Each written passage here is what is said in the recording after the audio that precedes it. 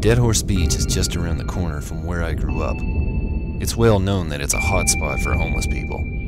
They're mostly harmless, many of them too proud to even ask for spare change. It must be hard for them to live right next to the million-dollar yachts, watching the happy families spend their weekends together. When they catch a wallaby or a kangaroo, you can see the smoke plume from my old house as they roast it over an oil drum. I first heard about Funeral Jack in the Australian summer of 2001. Funeral Jack was a story told by older kids who smoked and drank and knew girls who lived near beaches with names like Avoca and Hawk's Nest. The story went that he'd caught myxomatosis from eating wild rabbits. He was the first human to contract the disease.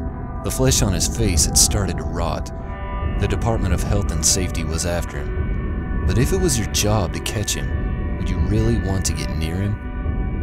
Jack wore a black suit and tie, and a white mask to cover his face. An older kid called Raji claimed to have coined the phrase Funeral Jack because he dressed like he was going to a funeral. His story, which he told anyone that would listen, was that he was hiding in an old boat shed, trying to smoke a few quiet bongs, when he heard someone coming. Paranoid and high, and eyes as red as the sun, he made a run for it, assuming it would be the cops. In his haste and general highness, he ran along the shoreline and ended his hot pursuit under a tree at Dead Horse Beach.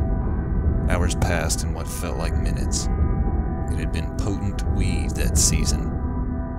As the sun went behind the mountains and the Hawkesbury River began to turn a dark purple, the rogue picked himself up by the bootstraps and collected his homemade bong fashioned from an orgy bottle and hose stolen from Mr. and Mrs. Van's house.